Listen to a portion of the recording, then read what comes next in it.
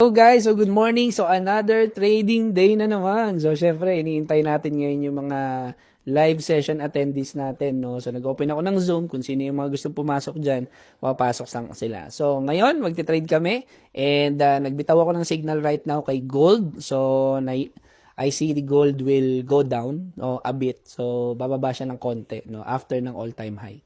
So ngayon, tingnan natin kung ano yung mangyayari sa trade. Yon, hello guys! Ayan, nag-live trading na naman kami. Hi, Gail!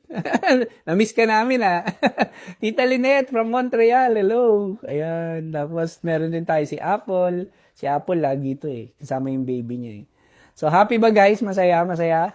Masaya, masaya. Yun! Nakamagkano kayo today? Ayan, share nyo naman yung mga profits nyo guys. Ayan, so yan, 40 si Gail. Si Gail ang pinakamagandang entry Si Apple naka $27. Ayan, sino pa? Ayan. Tita Lynette, naka magkano ka? Ikaw malaki, naka dalawang balik-balik ka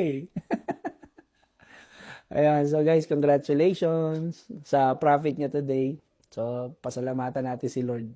So, yun nga guys. So, syempre, no, again, sa lahat ng mga magte-trade, regardless you're a copy trader or a manual trader, lagi mong tandaan, if you're going to trade, trade the money you're willing to lose.